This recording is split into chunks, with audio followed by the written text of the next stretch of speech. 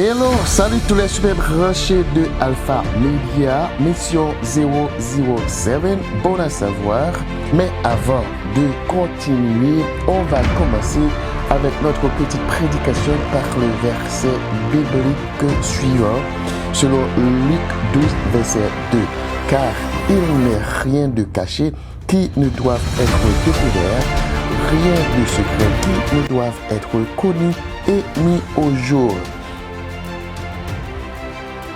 Merci tous les super branchés de Alpha Media. Merci d'être que vous avez donné encore une autre opportunité pour continuer cette vidéo. Merci d'avoir regardé, merci d'avoir commenté et votre commentaire est vraiment intéressant. Nous allons continuer avec la dernière séquence de cette vidéo et vous savez déjà, je parlais de Jésus noir, de Jésus blanc. En vérité, personne ne sait la colère de Jésus. Moi, de mon côté, je laisse ça de côté parce que je ne veux pas que ça cause un handicap sur ma spiritualité. Jésus est blanc, Jésus est noir, parce que déjà, l'homme blanc, nous avons déjà inculqué dans notre mémoire et imagé des Jésus blancs, yeux bleus, cheveux longs. Alors maintenant, des recherches maintenant à travers le monde prouvent que Jésus avait la peau noire. Alors on va discuter aujourd'hui quelques points la couleur de peau de Jésus-Christ et également on va parler de les chrétiens blancs face à un Jésus qui serait noir, problématique des Asiatiques, Indiens et Sud-Américains, tout et tout, c'est là qu'on va finir, le vidéo pour autre chose, parce que j'ai déjà fait pas mal de vidéos concernant de Jésus, la mère de Jésus, la statue de Marie et la mère de Jésus. Et les photos blancs de Jésus, j'ai déjà dit que si vous avez cette photo Jésus blanc, mets ça à la poubelle parce que Jésus n'est pas blanc, Jésus n'est pas noir non plus. Je ne sais pas, j'ai pas dit ça. Alors, laisse voir ce que la Bible a dit, c'est ce que les anthropologues, les archéologues, les chercheurs, les grands chercheurs a mentionné que Jésus avait la peau noire. La couleur de peau du Christ ne change rien aux conditions du salut de chacun. Ok? Comment donc? Parce que Jésus serait de teint foncé ou carrément de couleur noire, cela donnerait un privilège quelconque au noir, lequel privilège se traduisait en une facilité d'accès au salut.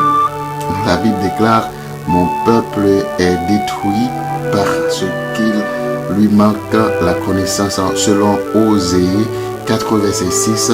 Que dit donc la suite? Parce que l'homme noir maintenant,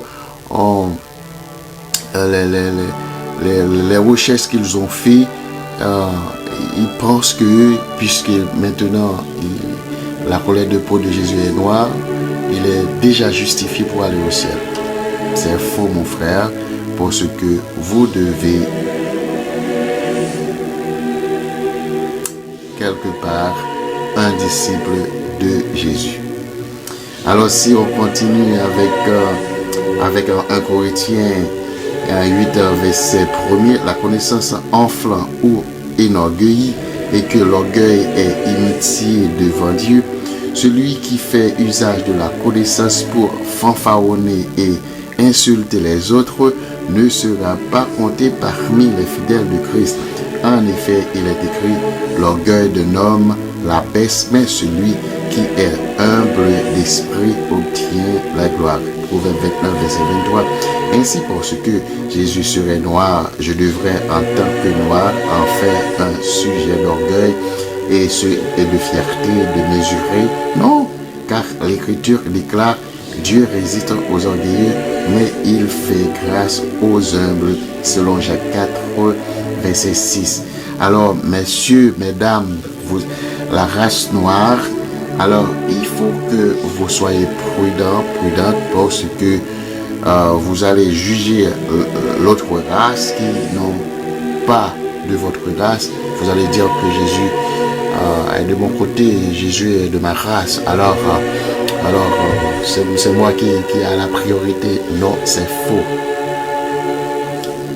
Ainsi, les forêts de certains ne doivent pas faire perdre l'essentiel à celui qui croit véritablement au Fils de l'homme Emmanuel, car le fait d'avoir la même couleur de peau que le Messie de Dieu n'empêche pas du jugement d'aller chercher ce qu'il y a dans le tréfonds de chacun. En effet, devant l'Esprit de Dieu, être un véritable juif ne s'inscrit pas dans une donnée physique. Ok? Prenons donc le cas des saints qui sont morts avec la certitude que le Messie de Dieu avait la peau blanche et les yeux bleus. Iront-ils en enfer à cause de ce manquant de connaissance, malgré la sainteté manifeste à leur existence? Heureux ceux qui croient sans voir, car ayant finalement vu le Messie ressuscité, le disciple Thomas lui répondit: mon Seigneur et mon Dieu. Jésus lui dit: parce que tu m'as vu, tu as cru. Heureux ceux qui n'ont pas vu et qui ont cru. Jean 20, verset 28 jusqu'au 29. Ainsi, la bataille de l'apparence physique de Jésus, Moïse ou Abraham ne peut pas être un combat pour la foi, mais seulement pour la vérité historique. Car il n'y a pas pour les Noirs plus de grâce qu'auparavant sur le fait que Jésus soit blanc, rouge ou jaune. Devant Dieu, il n'y aura pas davantage de bienveillance. Ok, les Noirs, pour un homme qui aura mené le combat de la restauration de cette vérité-là, que pour celui qui aura mené celui de l'obéissance, de la foi et de l'amour, la représentation de Jésus noir à travers la peinture, la sculpture, le dessin et autres images de synthèse ne sera également qu'une idolâtrie de plus qu'un qui conduira en enfer tous ceux qui s'y adoreront. Certains militants chrétiens noirs commencent malheureusement déjà à bâtir cette nouvelle idolâtrie. Bien sûr, il y a des peintres qui peignent Jésus noir. Voici Jésus, c'est notre Jésus. Non, vous n'étiez pas là lorsque Jésus vivait sur terre. Non, si vous peinturez Jésus de la couleur noire ou de la couleur blanche, alors c'est l'idolâtrie. Voilà. Ceux qui ont commencé ces images remplacent le Jésus blanc par celui que ces images leur désignent. C'est l'idolâtrie par la visualisation qui est un procédé magique et satanique. Procédé magique et satanique, je reprends. De création d'avatars ou d'égrégores, ce besoin d'un Dieu noir va créer en effet une communauté de personnes qui s'échangeront leurs aspirations et leurs désirs autour d'un idéal qui, par la convergence des énergies de chacun, finira par enfanter spirituellement un démon. Prenez garde. Ayant la forme du Jésus noir de leur souhait, et celui-ci commencera à se manifester dans leur vie. Or, il faudra toujours se souvenir de ceci.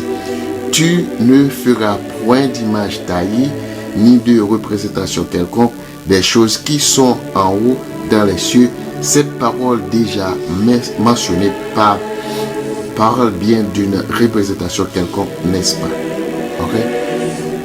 Dieu a dit, ne faites pas des peintures, ne faites pas des peintures qui sont dans les cieux, les choses qui sont sur la terre, les choses qui sont sous la terre. Alors, si vous faites ça, vous péchez contre Dieu. Alors, vous ne devez pas quand même imager Jésus blanc ou Jésus noir, parce que ça va causer des handicaps. L'autre point qu'on va voir, les chrétiens blancs face à un Jésus qui serait noir. Maintenant, comment l'homme blanc va considérer leur Jésus qui a un yeux bleu, cheveux longs, la peau blanche, et vous voyez que les firmes de Jésus sont toujours des blancs qui ont des yeux bleus, cheveux longs, nez pointus. Alors, maintenant, vous les noirs, vous allez promoter Jésus noir sur des peintures, sur des toiles, ou des tableaux, ou des sculptures. Alors, je pense que ça va causer un grand handicap dans cette société. Société blanche, société noire. Laissez les choses comme elles sont. Laissez les choses comme ça. Attends le retour de Jésus. On va voir si Jésus était noir, si Jésus est blanc. Les Occidentaux ont déjà beaucoup vendangé et leur foi aspire par le matérialisme, la science et le miroir. S'ils ont déjà bien du mal à garder la foi avec un Christ blanc, qu'en serait-il si la véracité sur la couleur sombre de la peau de Jésus viendrait à s'affirmer partout? Il y a des églises que des vérités risqueraient d'emporter. Déjà qu'il est difficile de voir une assemblée dirigée par un noir rempli de chrétiens blancs. Je reprends.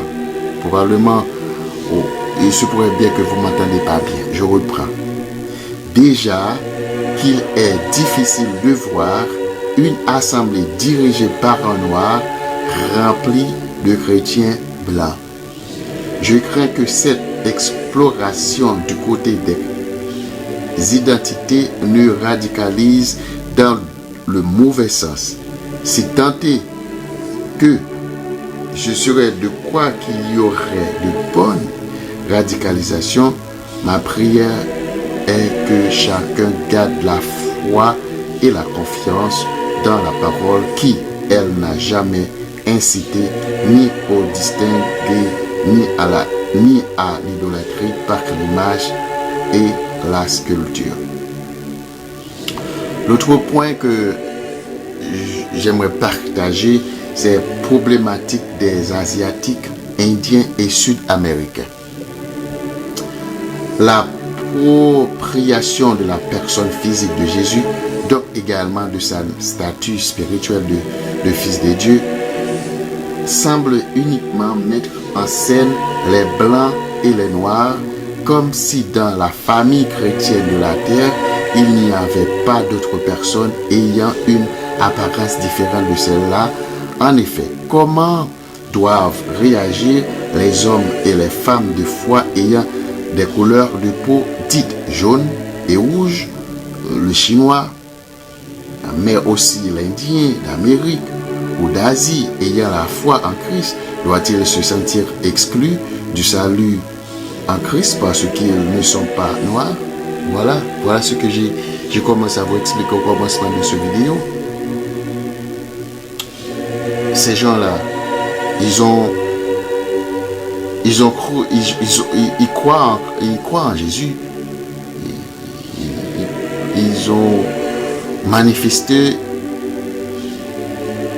Ils ont manifesté leur foi, croient que Jésus existe. Je pense qu'ils croient que Jésus existe à leur façon, dans leur culture. S'ils sont blancs, alors Jésus est blanc. S'ils sont rouges, Jésus est rouge. S'ils sont chinois, alors Jésus est chinois. C'est ce que je pense. Laisse voir. Pire encore, il n'y a rien dans la Bible, ni prophète, ni apôtre, ni roi qui fait allusion au peuple autochtone d'Amérique, de l'Inde ou du reste de l'Asie. C'est signifie-t-elle que Dieu n'a jamais pensé à eux? dans le plan de salut. Si l'on doit même pousser l'exclusion à son paroxysme, il y a un verset qui semble montrer que l'Asie a été mise à l'écart. Ayant été empêché par le Saint-Esprit, c'est le cas de Paul, d'annoncer la parole dans l'Asie, ils traversèrent la Phrygie et le pays de Galatie. Acte 16, verset 6. L'Esprit de Dieu qui empêche l'apôtre Paul et ses amis d'aller évangéliser du côté de l'Asie, cela n'est-il pas le signe d'une exclusion? Non, ne sait pas. Si l'on se fonde sur certains passages bibliques prisés partout, lorsqu'il est question de se sortir de ce genre de tracas, me sera-t-il reproché de citer Romains 9, verset 18 et dire à mon tour que Dieu fait miséricorde à celui miséricorde à qui il fait miséricorde et grâce à qui il fait grâce. Cela m'arrangerait bien pour justifier l'absence des Asiatiques et des Amérindiens des récits de la Bible. Mais étant donné qu'Israël, peu importe que ce nom se rapporte aux Juifs actuels ou à un autre peuple, n'était que le départ d'un plan divin plus général, il n'y a aucune raison que le fait que Jésus ait été noir exclut les personnes à la couleur différente. En effet, il est écrit: vous tous qui avez été baptisés en Christ, pour les Chinois, les Asiatiques, vous avez revêtu Christ. Il n'y a plus ni juif ni grec, il n'y a plus ni esclave ni libre, il n'y a plus ni homme ni femme, car tous vous êtes un en Jésus-Christ. Galates 3, verset 27. Alors, les Latinos, les Indiens, les Asiatiques, alors si vous regardez cette vidéo maintenant, si vous êtes un chrétien, vous êtes un disciple de Jésus, vous êtes déjà choisi pour aller vivre dans l'éternité avec Jésus. Alors, il faut que vous soyez un bon disciple de Jésus. Ok? Vous êtes déjà choisi pour être je veux dire, un disciple ou quelqu'un qui va vivre dans l'éternité avec Jésus. Si, lisez Galates 3, verset 27, 28. Alors, cela est donc plus vrai que le Christ lui-même déclare: j'ai encore d'autres brebis qui ne sont pas de cette bergerie. Celles-là, il faut que je les amène. Elles entendront ma voix et il n'y aura un seul troupeau, un seul berger. Jean 10, verset 16. Si, comme nous l'entendons aujourd'hui, les véritables juifs sont des noirs d'Afrique, alors ils ne sont pas les seuls à être dans le plan du salut, car Jésus dit ainsi qu'en dehors de cette bergerie, c'est-à-dire Israël, il a d'autres brebis dans le reste du monde. Ok? Et si par contre les juifs que nous regardons en tant que tels sont les véritables juifs bibliques, alors même les noirs, les jeunes et les rouges qui ne sont pas Israël de manière physique comptent néanmoins de nombreuses brebis qui sont à Christ.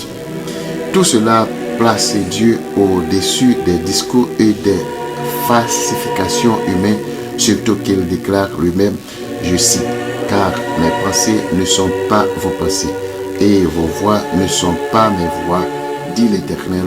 Autant les cieux sont élevés au-dessus de la terre, autant mes voix sont élevées au-dessus de vos voix et mes pensées au-dessus de vos pensées. Isaïe 55, verset 8.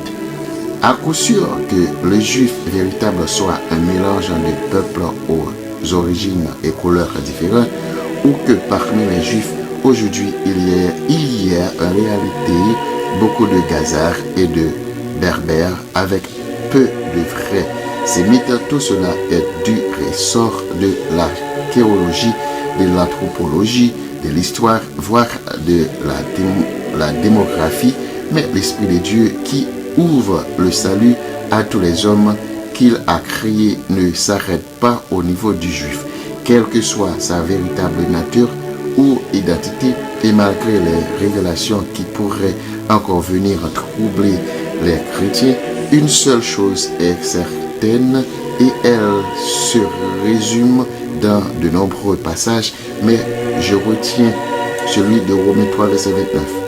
Oui bien, Dieu est-il seulement le Dieu des Juifs? Ne l'est-il pas aussi des païens? Oui, il est aussi des païens. Car les savants, hommes de foi ou pas, se le disputent déjà, les uns disant que Jésus était bantou et congolais, tandis que d'autres le retrouvaient du côté de Douala au Cameroun, au total opposition avec des manuscrits d'Égypte, d'Éthiopie et de Bethléem.